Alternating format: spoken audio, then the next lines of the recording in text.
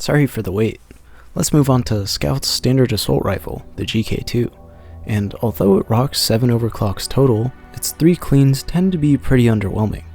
Starting off, the mag and recoil buffs of compact ammo are obviously better than nothing, but are also too unremarkable to pick. Then homebrew powder has the same issue as the Sabata, where it's so slight that you have to try to notice its effects. And finally, of the 3, the rate of fire and reload buffs of gas rerouting easily feel the best. The rate of fire also opens up some tier 1 mods, but unfortunately, overclocked firing mechanism also gives rate of fire, and way more. So if you're wanting to really spray down those bugs, or are like me and think the gun just feels clunky without good rate of fire, gas rerouting may still end up underwhelming. But now on to the rest, which are undeniably neat. Bullets of Mercy deals a hefty amount of damage to afflicted enemies, letting you make the most of many of the game's status effects. Then, for a different flavor of damage, AI Stability Engine trades out much of its raw output in order to melt basically anything through weak point hits. It's also pinpoint accurate, making this one of the most rewarding weapons for having good aim. And finally, my personal favorite, Electrifying Reload, which, similar to Explosive Reload, allows you to mark any grunt for death by simply tapping them. The minigame of trying to tap as many different bugs as possible before they get too close is one I highly recommend. And so, 5, but probably 4 out of 7 is a workable number. Also, those 3 big ones do change this otherwise basic rifle in some very notable ways. And that means I really want to call this A tier, but with just how meh up to 3 of its overclocks are, I just can't bring myself to do it. So I'm putting the GK2 in B tier. Now on to the bug-popping infantry rifle, the M1000. Its cornerstone focus shots, which are already a satisfying addition, get a number of tweaks through many of its overclocks. And starting off, the way Hoverclock lets you airstall makes it the savior of scout ankles all across the globe, while also making mid-air sniping far more relaxing. Then active stability systems increase in both speed and mobility makes focus shots absolutely buttery smooth. And as the name suggests, electrocuting focus shots trades out some of the damage for electric DOT, letting you freely finish off any medium-sized bug that you happen to nick. And last of the charge shot overclocks, Supercooling Chamber trades out mobility and speed in order to overcharge your shot into a comically powerful destroyer of bugs. And fortunately, for those who like the M1000 just as it is, minimal clips gives the larger clip for some much appreciated sustain. And for those who don't like the M1000 as it is, equipping Hipster gives a higher capacity, more spamfire type of M1000 to, well, spamfire. So, 6 total overclocks, with all of them playing off the weapon and its mechanics in a great way, this is a super easy S for the M1000.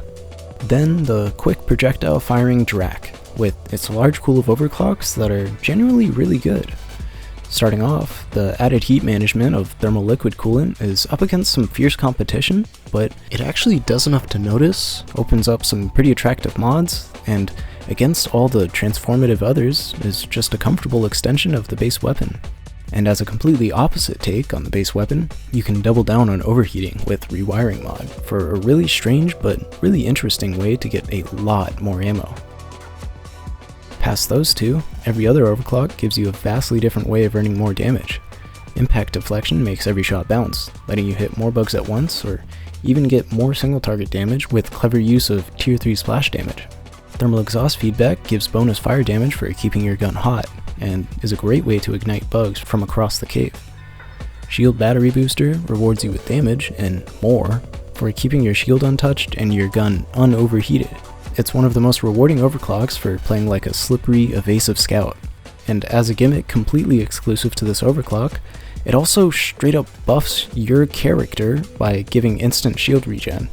Then, aggressive venting rewards you for doing something of the opposite, as overheating with it sends nearby bugs fleeing and fully ignited. So suddenly, being in the middle of a swarm becomes one of the better places to be. And then there's Overtuned Particle Accelerator. I really tried to give this one a chance, and maybe I'm still missing something, but plus damage for minus accuracy makes it seem like another EM refire or lead spray, but no. Not only is it less accurate than it appears, but it has 2 more painful downsides as well, for some reason. No matter how I build it, it feels incomplete, and the only thing it does is make me respect Ghost Shift for making Scout's primaries as accurate as they are. It also unfortunately stops the Drek from being S, but let's not forget that this weapon has an overwhelming 6 out of 7 majority, and uses its heat and projectile systems to make some of the best gimmicks in the game, meaning the Drek still sits at an incredibly respectable A. Now on to secondaries, there's Scout's generalist sawed-off double barrel, the Boomstick, and its secretly great set of overclocks. I say that because the clean ammo bump of compact shells and damage bump of stuffed shells both seem lackluster at first, but even I'm surprised to say that they're seriously usable. This weapon is a lot like the breach cutter, where a single shot goes a long way, making any extra ammo immediately useful, and so too any extra damage for more consistency. At the same time, they both open up mod slots, meaning they can and will seamlessly complement whatever build you can think of. But if you want big changes from your overclock, you can first try the shotgun jumps unique to Special Powder.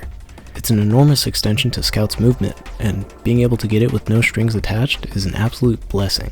Next, Shape Shells makes your spread crazy tight, and with it, you get to pick off dangerous enemies with unmatched ease.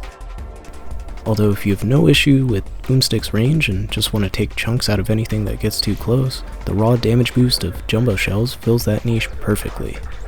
And then if you want to get even closer and do even more damage, unloading both your shells at once with Double Barrel will help you do just that. Plus the huge blast wave also adds utility as a low effort grunt remover. Because of the 6 out of 6, it almost feels S tier, but considering the others, actually yeah, Boomstick gets S. These are some actually great takes on just a simple break action shotgun. Then we're on to the nimble, dual auto pistols, the Zhukovs. Alongside the Warthog, they're the only other weapon with 5 total overclocks, and are a bit of a similar story. Starting off, minimal mags gives a boost in both rate of fire and reload speed. And while I've been glossing over reload buffs because Born Ready and reload cancelling exist, this one takes a good chunk off an already snappy reload, and with a single mod, gives you a weapon that has basically 100% uptime, which strangely puts it in a similar spot as another overclock. Custom casings gives a much larger mag in exchange for lower rate of fire, which would give notable sustain if not for minimal mag's crazy uptime. Then, shared with the Sabata, embedded detonators and their delayed explosions works the same and gives the same silly yet effective mode of burst damage. As another big damage boost, there's the one that gas recycling gets. And though you lose weak point bonuses, you also don't have to worry about weak point bonuses. Combined with the armor break, this overclock lets you play more relaxed and just shred through bugs all the same, no matter what part of them you're hitting. And as its final and most transformative overclock, cryo minelets. It allows the weapon to place freezing mines onto any terrain, an effect so unexpectedly useful that it earned a 20-minute guide from Drilling in the Name of. And so, 4 out of 5 is decent, though those 4 are pretty drastic extensions of these simple dual pistols. So the Zhukovs, I think, actually make it into A. And last, but absolutely certainly not least, there's the incomparably versatile crossbow, the Boltshark. S. It's S. It has 6, and all are great. The projectile and reload speed from quickfire are huge quality of life improvements for any regular bolt activities. And in the same vein, Specialist's longer lasting and larger supply of special bolts are a great way to extend special bolt activities. The rest just morph the regular bolts into something else entirely. If you want to delete stationaries from across the cave, you can effortlessly freeze them and most other bugs with cryo bolts. And conversely, fire bolts give Scout a pretty comfortable fire and forget way to clear swarms of grunts, no pun intended. Also, both are easily Scout's best mode of defense against swarmers. And on to the next, if you wanted grunt clear that's snappier and much flashier, Bodkin bolts magically bouncing shots give you just that. And finally, easily my favorite of the bunch, Trifork Volley. It turns out that launching triple the bolts at once will absolutely delete bugs. In all, 6 of 6 big game changers, and each being just great takes on a crossbow, the Boltshark sits right in S. And that completes my script. In obvious tier list fashion, I'll just leave it here to get a nice look at. If you plan on commenting on my placements after skipping here to the end, I ask that you at least go back and listen to my explanations. Or you can also refer to my dear helpers in the comments. And if you ended up here after actually watching the whole thing, thank you dearly, and I hope you got something out of it. Also, don't let me decide what you find fun, and especially don't take this as an excuse to write any weapon off. After all, trying out every overclock in preparation for this video rekindled my love for the game. I discovered a few overclocks I overlooked, and even found ways to love ones I once hated. So I encourage any of you to do the same, and explore whatever overclocks you have on hand. I would also like to say that I mean absolutely no disrespect to whoever's behind any overclocks that I dismissed. I'm well aware that creating something unique, especially out of the simpler guns, while worrying about conceptual consistency, balance, and just quote-unquote fun, is a huge undertaking. It's an unfortunate reality that it's also bound to draw criticism from random pedantic nerds like me, who would probably struggle if given the same position.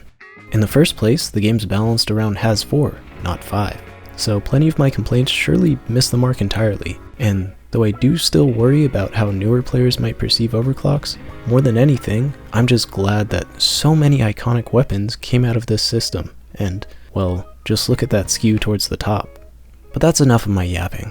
As always, thank you so much for watching. If you liked the video, make sure to pirate it and share it with your peers. Also consider keeping your body physically active, and if you want to support me, leave more stupid phrases like these in the comments for me to use in the future. Have a good one, and I'll catch you in the next video.